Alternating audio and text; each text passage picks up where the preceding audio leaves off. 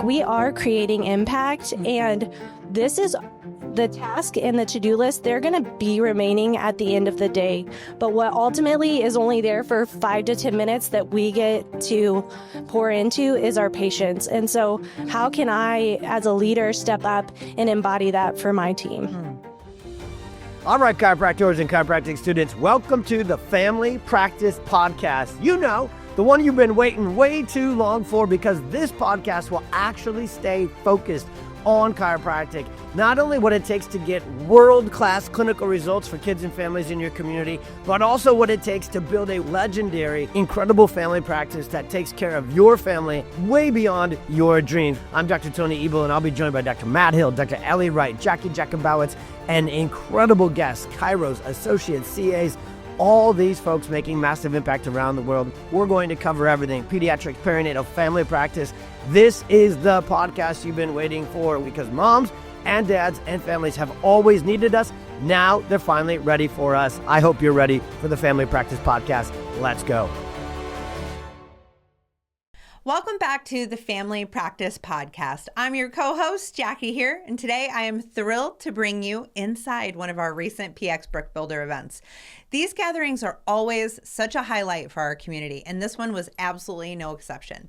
In this beautiful episode, you're going to hear from 3 remarkable care advocates: Mary, Sadie, and Jerrica, who courageously stepped onto the stage to share their experiences and insights on moving from transactional work to transformational leadership. And together we explored what it means to lead with mission, to cultivate authentic patient relationships, and to create a culture of influence that goes far beyond tasks and checklists. From stories about personal growth and team leadership to inspiring takeaways on how to foster hope and transformation in pediatric practices. You guys, this conversation was packed with wisdom, okay? You're going to bring this all back to your own offices and to your community. I promise you it's going to serve you very well. So get ready to be encouraged, to be challenged, and to be inspired as we dive into this powerful panel from our PX Brick Builders event. Thanks for joining us. We have 3 incredible team leaders here joining us, and what we wanted to touch on and teach about in this next bit with this panel is care advocates are especially task leaning, right? So we're very task adjacent, and that's good, right? That's part of the job. So part of the work is the tasks. We love a checklist. We love to get stuff done. We like to get right to business and right to work. And that is an important piece of what we do. But where we really see things blossom in our practices is when we go from that more task-driven, transactional way of showing up to a more transformational way of showing up. And so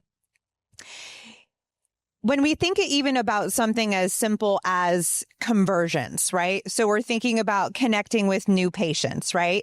When we connect with new patients, we can be thinking about, oh, we need to have this conversion percentage. We need to get this particular amount of new patients started. And how can we be most effective in our communication? And, oh, we're selling.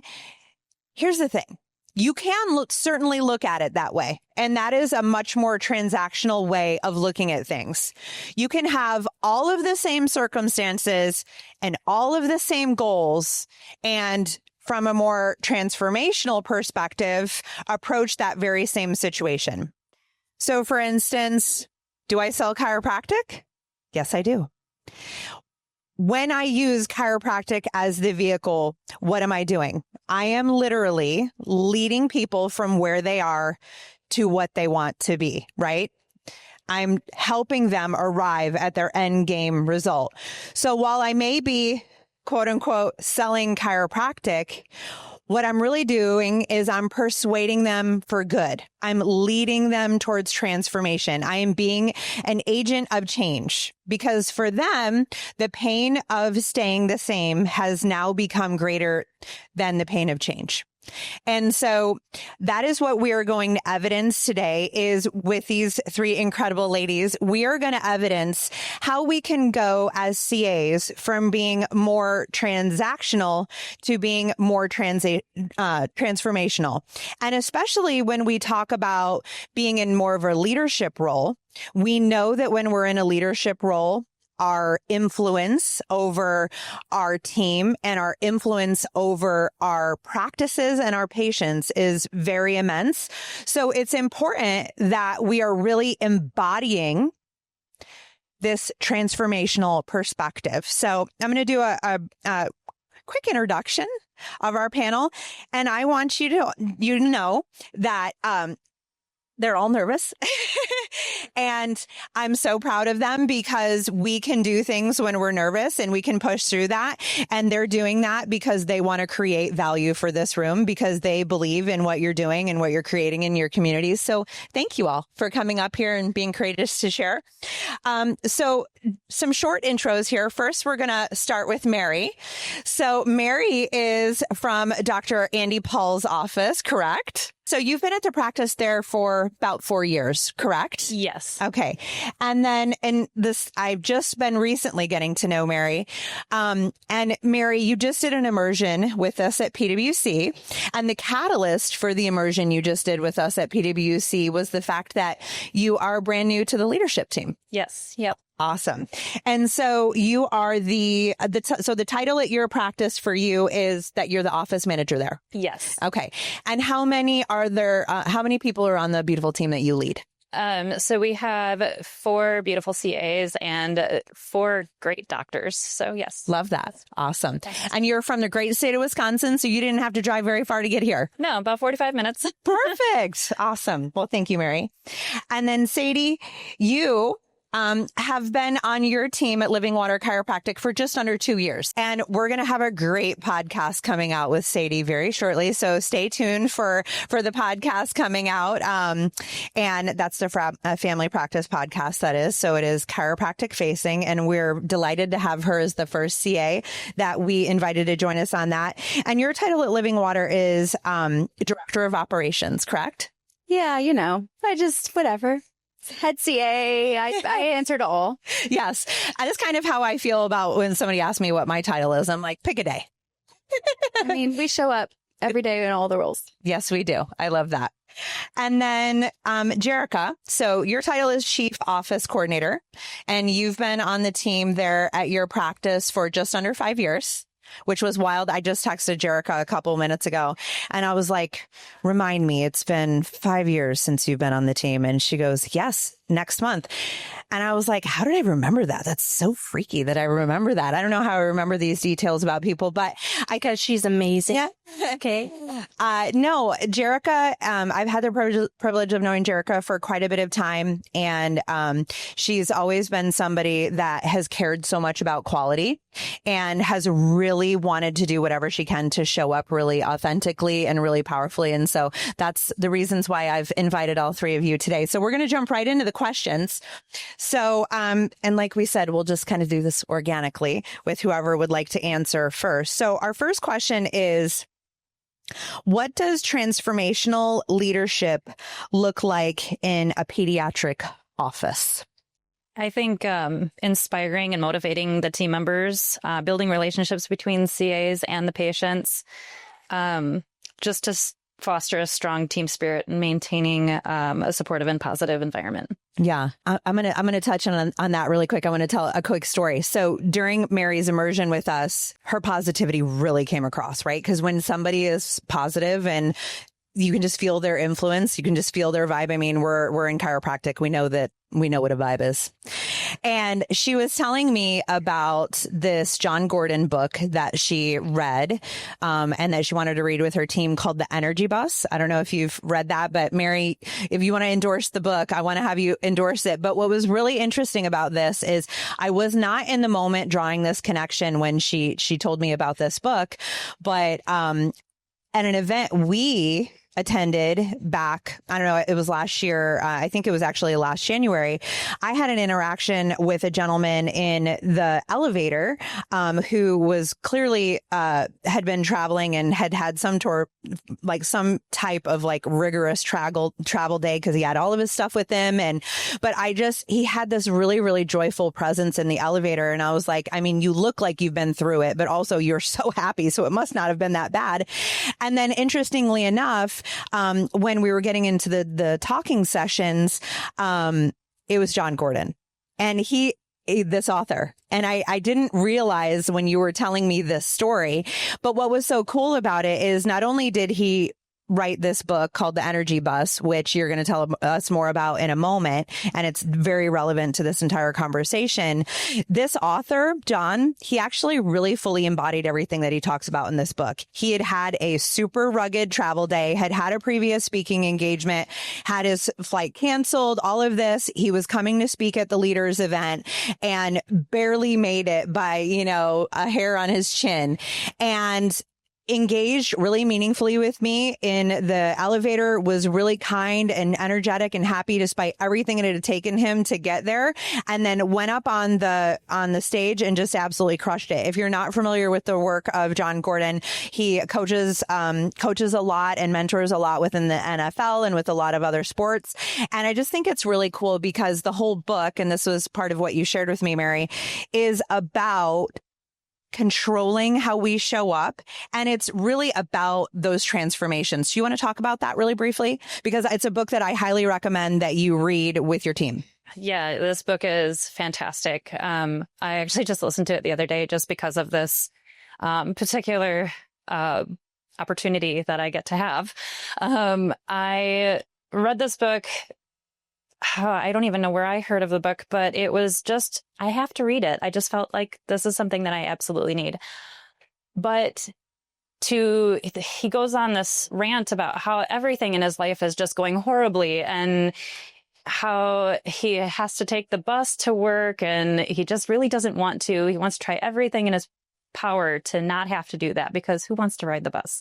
Well, he meets this wonderful bus driver who is able to completely change his way of thinking. She tells him these 10 steps to having this positive attitude that can absolutely change every aspect of your life. And it's just fantastic. I could not say anything more like good things about it. It's just, It's fantastic. And it just brings more to light how I can think about all the good things in my life that are going on rather than the negative things that are going on in my life. So I can show up to my job feeling fantastic, feeling good about what I'm doing and feeling good about my home life and everything else that's going on.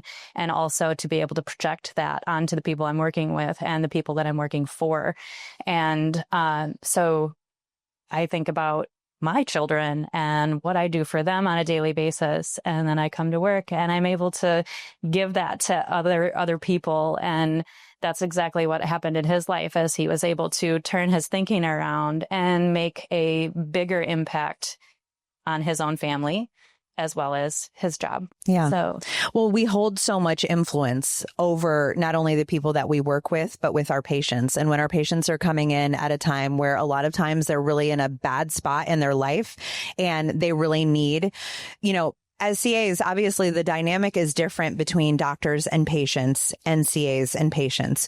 But as CAs, we need to understand that our patients are looking at us like we're the ones that have the key to the castle. We're the ones that know how to unlock exactly what it is that they're looking for because many of us have started as patients ourselves. So yes, thanks for sharing more about that book. So reprompting the question here for Sadie and Jerrica, what does transformational leadership look like in a pediatric office to both of you?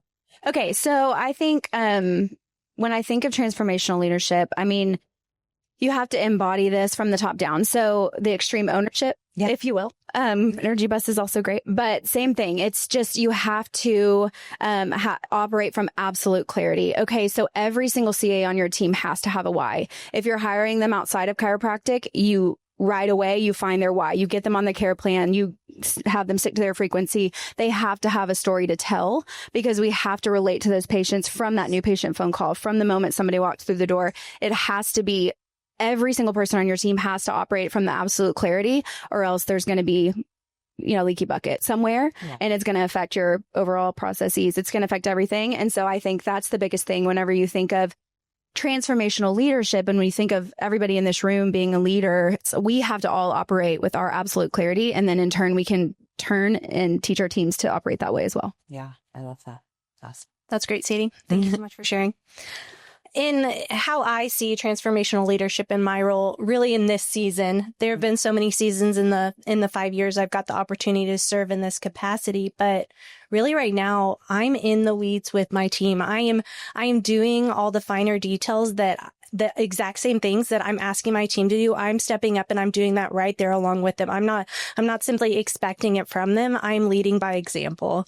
And so really in my leadership role, that's where I found right now in this season where I get to be and where I'm hanging out a little bit longer than I anticipated. Yeah. There's a really great podcast with Dabo Sweeney. I think it's Ed Milet and Dabo Sweeney. And Dabo is Rhonda. I know. We're right here, babe. Yeah. So she lives next to Clemson and Dabo is the head coach of the Clemson football team.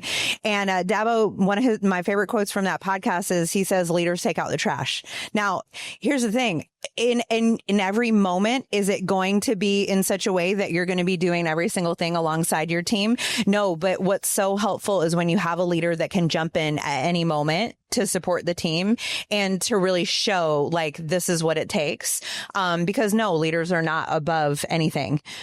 So how can you shift though from managing tasks to leading with the mission and leading with like following our intuition with serving? So who would like to go first on that one? I'd love to speak on that. Really, when I was thinking about this question, I was thinking about over 5 years ago when I was just a baby CA and I attended the leadership event with Jacqui, and she asked the question, which I think as CAs is so important for us to recognize, is what do you love about your position? And being a baby CA, and it's almost embarrassing to mention now, being in a leadership role, what was my response was, I love doing all the things. I love being busy. And, while that's so important, it helped me recognize when she responded with the majority of the room was saying, I love dealing hope and I love creating impact. And it's like, that was the shift in my leadership mentality that I was like, that's embarrassing. Why? And very much so in that moment, I could have looked at that and been so embarrassed that I stepped down and I didn't take ownership for the way I was showing up. At that point, I think I was working maybe 4 months. And so that helped me know, we are creating impact, and this is the task and the to-do list. They're going to be remaining at the end of the day. But what ultimately is only there for 5 to 10 minutes that we get to pour into is our patients. And so how can I, as a leader, step up and embody that for my team? That's great. I love it. I think for me, it's so funny. It reminds me, I worked for Goodwill Industries before. I've worked in nonprofits and I truly loved it. And I remember leaving Goodwill and telling my mom, I can never work at a car dealership. No offense to the car dealerships of the world, but I just knew for me, once I had been on mission, I could never not be on mission in my work. And so as in this room, we think about the mastermind of how do we hire good people? How do we find good people? How do we retain them? How do we level up? How do we level up our team members? When I think about that, I really think of, and she was mentioning it, but it's in order to make the biggest impact for our patients, for our communities, to transform, to deal this type of hope, it has to be the why and the mission that drives us. And so it's when I think it was Dr. Tony that said earlier, if you see a barista, I mean, you see those qualities in them and you know that they're there showing up differently. Those are the type of people you want to hire. And of course, we try to hire patients, and we'll get into that later. You tap out your patient base of the people you want to hire. But at the same time, it has to be people that are so on mission, because if not, they're going to burn out. They're going to be weary. They're going to treat it like a job. And as we've seen from personal experience, unfortunately, you can have the best CA in the world, nail the process, can do every single thing in the office. But if the why is not there, it's toxic to your team. Happy to get more into that. Not just going to do it, but we can at some point. But it's truly so important for your team, every single team member, to have that why and operate from that to have the biggest impact in your community and with your patient base.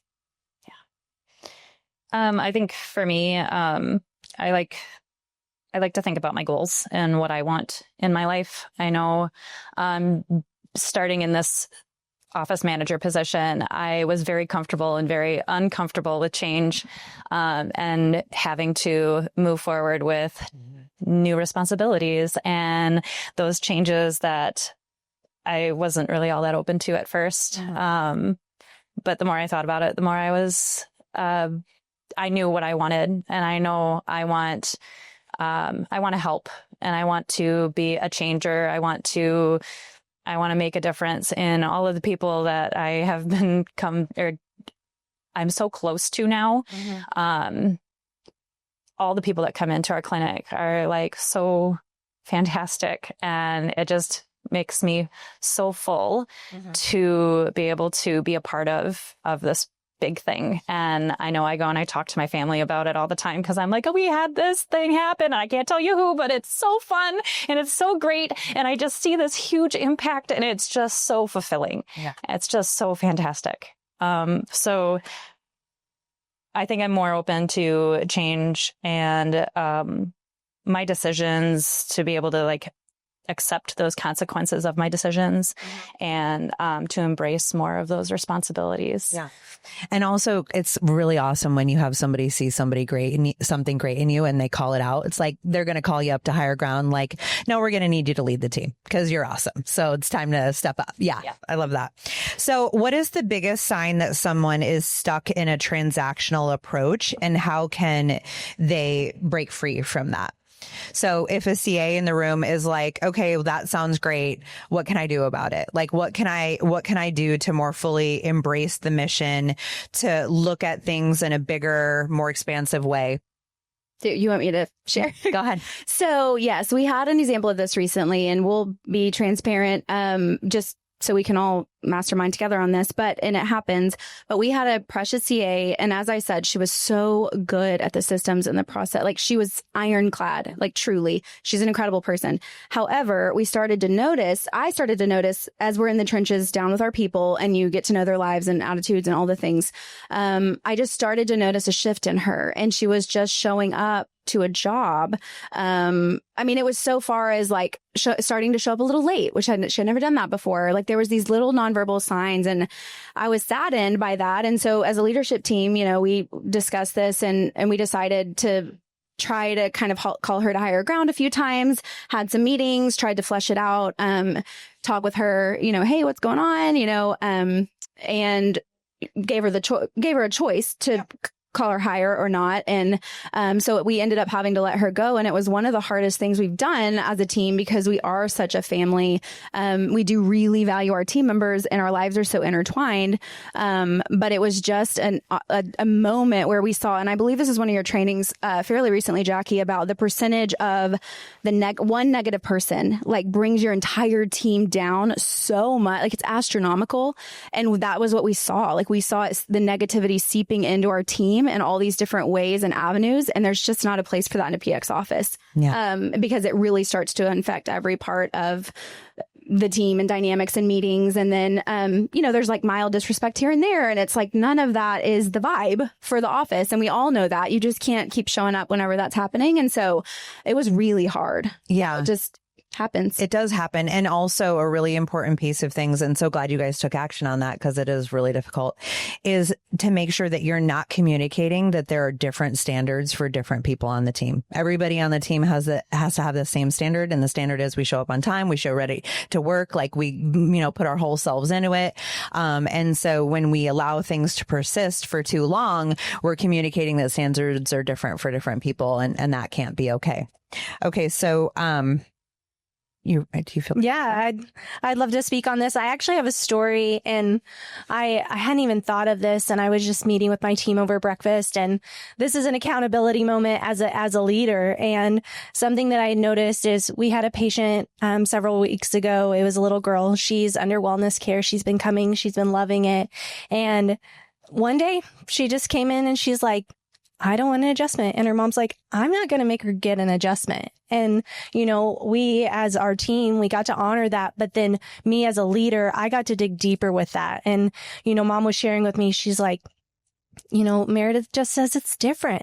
And it's like, okay, where's the accountability in that as a leader? What's different? Because I know the adjustment is still world class. I know that's life changing and impactful, but how are we showing up different for this little girl that she's noticing and she doesn't love it? She doesn't love the energy that we're bringing. And so the next visit, what did I do?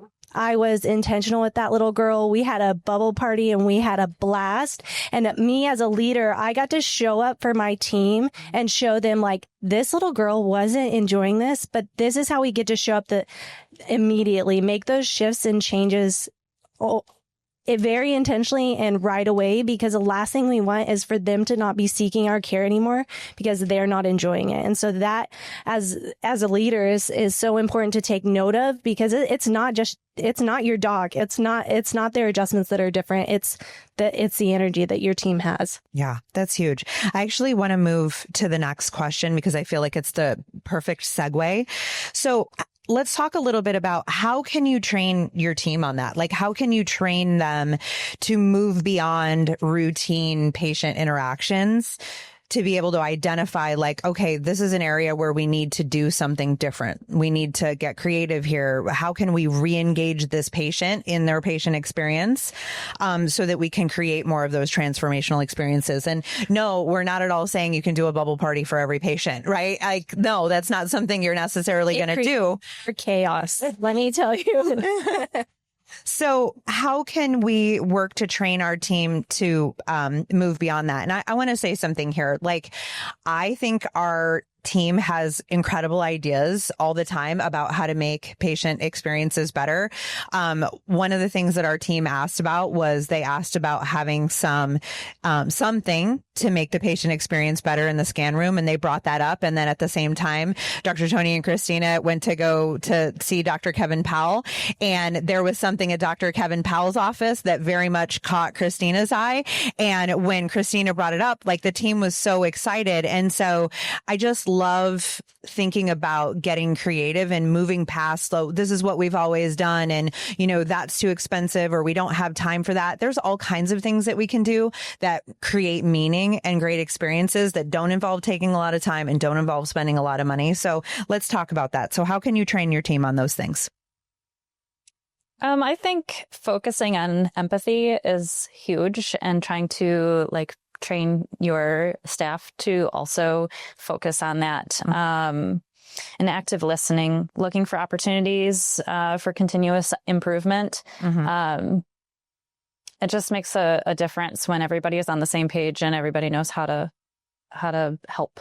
Yeah, in any way they can. That's a really good example, because really the best thing that we can do is just actually listen to the person in the moment, and it's completely free. I mean, really, where else in the healthcare space is a patient going where they can experience a non-provider, right? CAs are not providers, that is going to really meaningfully engage them and be focused on the only thing, which is to create a good experience for them. Like, I can't think of a lot of places in the healthcare space that I've gone that I have had anywhere even close to that. Barbara behind the front desk with a puss on her face, who is very much not happy that I am there, is not creating that kind of experience for me as a client, right? So, hello. So yes, agree. It's funny because a few months ago, I was going to order little mirrors to put on the computers at the front desk, because I want everybody to answer the phone smiling. Like, it shifts, and there's something that shifts inside of you. And there's a few examples of this, but I call actually a patient that we have a community relations with.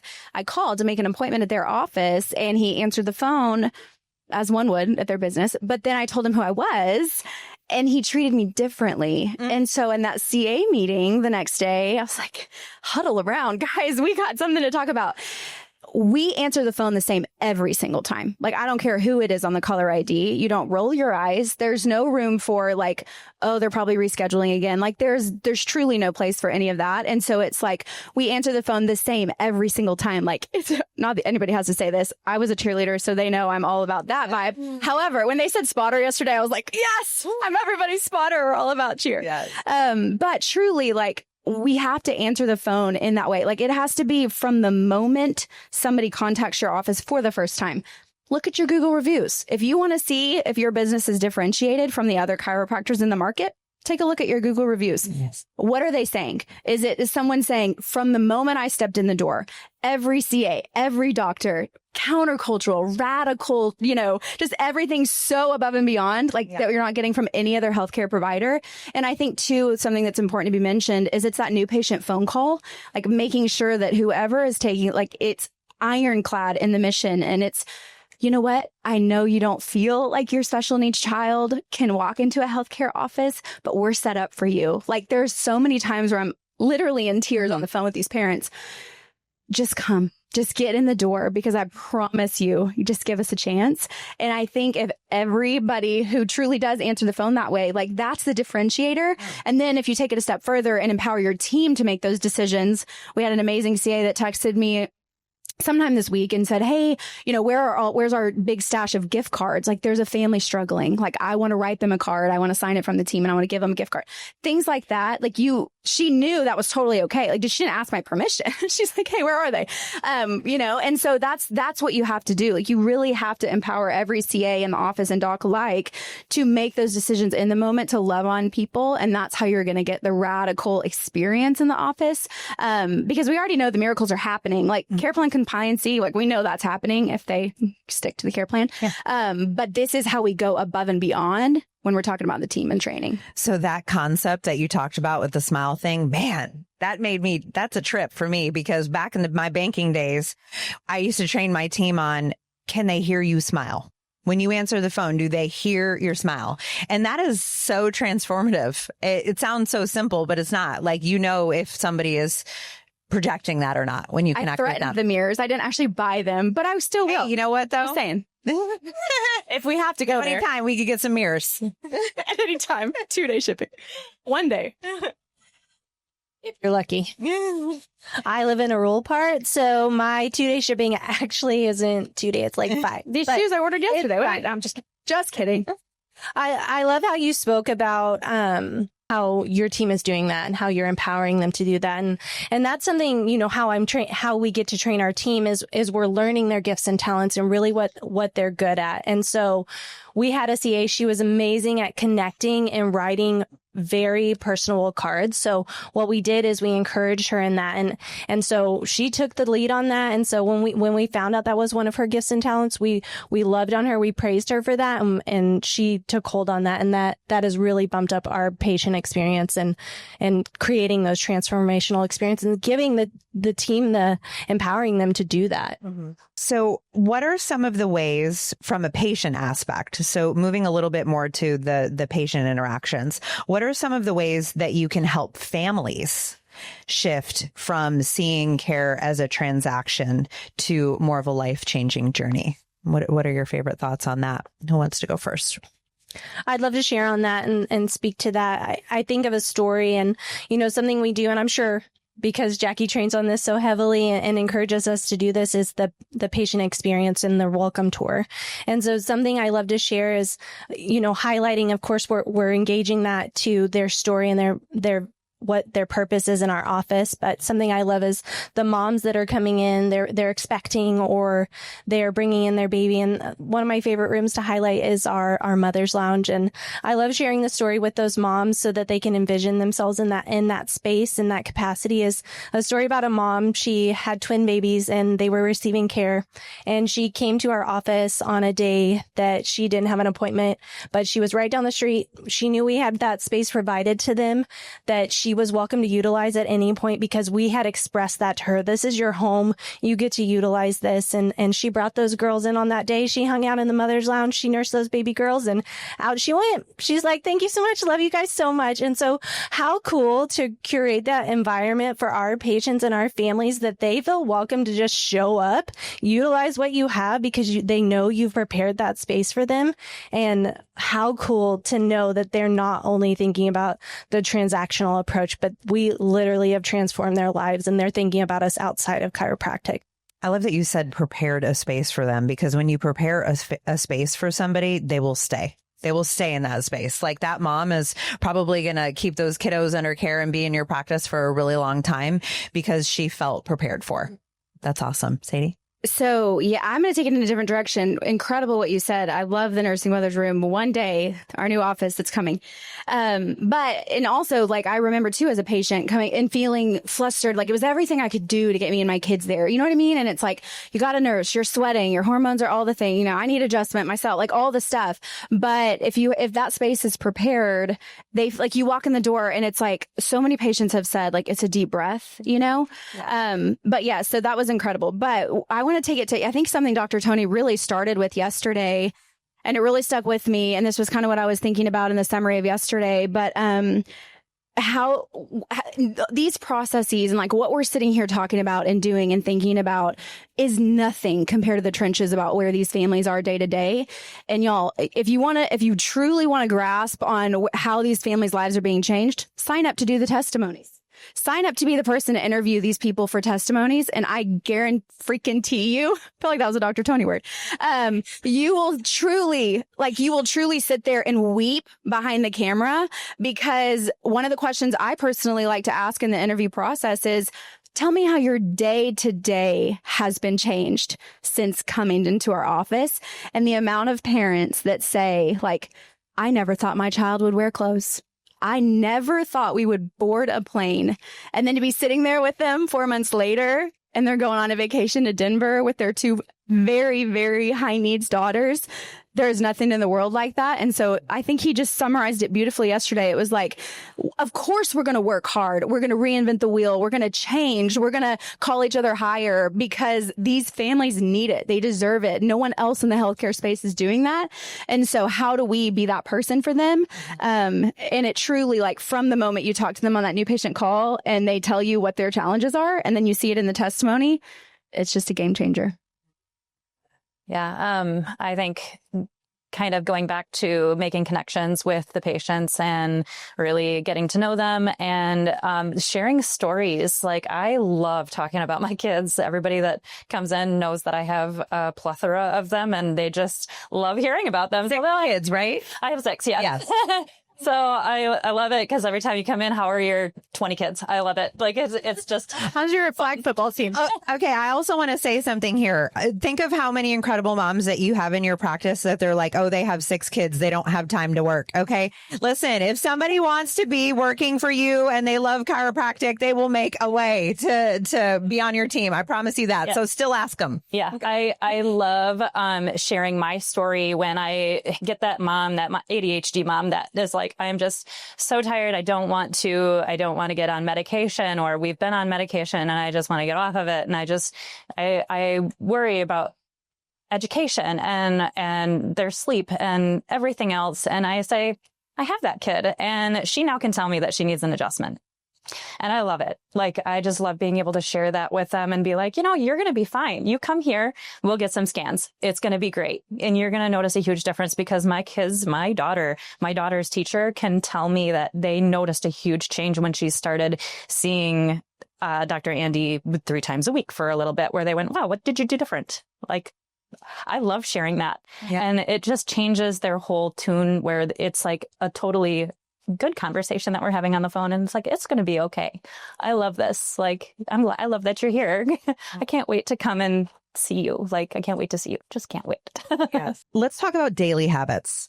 So Sadie, I would like to ask you to go first, because I want you to talk about your huddles that you do with your full team, because you talked to me about that and I really loved it. So Question is, what daily habits or practices help reinforce transformational leadership within your team? And then Mary and Jerrica, I would love to have you chime in too. I just want to have Sadie go first on this one. So I think, yes, it is very important to have the team huddling before the shift in some capacity, just making sure that we're not all rushing in and jumping to our post. I think over time we've learned like it needs to be a perfect mixture of business, but also like, how are you? You know, not sitting down and ignoring the person next to you without a one-word check-in. And I think that's something that we've learned the hard way, but I think it's so valuable to remember, like, we are all on this mission together. And so like, hey, let's huddle, let's crush the shift. Almost like Dr. Matt said, like, we are leaving things at the door to be here and be present for our people and show up in our best way. But we all have to do that. And then I think the huddle just gets us all in the right headspace, and we know what business we need to take care of, who's doing it. We delegate, and boom. Totally. And sometimes that can't happen, right? Because sometimes we don't all start at the same time. But one thing I want to answer on this one too, because I think that I get this question really frequently for myself. And so my number one priority every single day when I first get into PWC is put my stuff down and go connect. Literally go right to the front desk, check in with my team, make sure we're in alignment. Does anybody need anything? I go find my docs and I make sure we're good to go. And I promise you, I have a million things to do, but the most important thing that I'm going to do every day is to connect with my team first. Because, and I think I've probably said it already a couple of times in this last couple of days, but the work is the work, but the people is the most important part of the work, the team and the patients. And so I need to start that before I activate Asana. Mary and Jerrica, you want to answer on that one? So what daily habits or practices help to reinforce transformational leadership within your team? I think giving full attention to your team members and listening to their thoughts and concerns, building trust with them so they know that they can come to you when they need help. I know with me just starting, like, I haven't had a chance to really, put into effect a lot of different things, a lot of things that I would like to do. So I hope that at some point I can get to that point where I feel completely comfortable in my position as well and can implement big things. And I highly suggest taking quick action when concerns are shared. That's a really important second piece. Yeah. Love that. Jerrica? Similar to what Sadie shared, they do their daily huddle and they have an opportunity to connect with their team.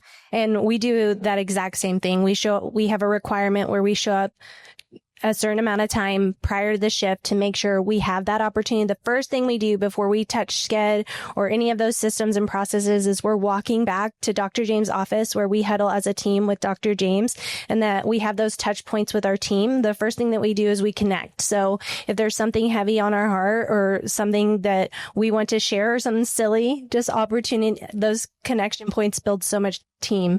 And so we have that opportunity. The second thing we do is we pray. So we pray as a team together. We pray for the outcomes of our patients, and we pray if somebody on our team shared something heavy on their heart, we're praying for them. We're praying for peace over their heart and mind. And we do that. And each day everyone gets an opportunity to pray, and take that leadership role. And then the last thing we do is, of course, review the day. And then we shift that focus. So we're shifting from team and loving and serving each other. And then how can we love and serve our patients in that capacity too?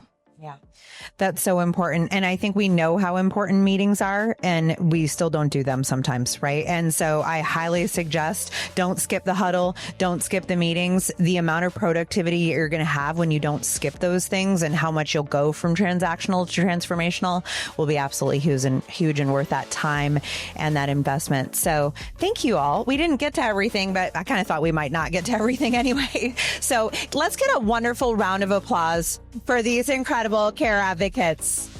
Thank you so much, Jacqui. I appreciate you. Yes, thank you. Hey, Dr. Tony here, and I wanted to say thank you for listening to the Family Practice Podcast. If you enjoyed this episode, like and subscribe to the show so you don't miss a thing.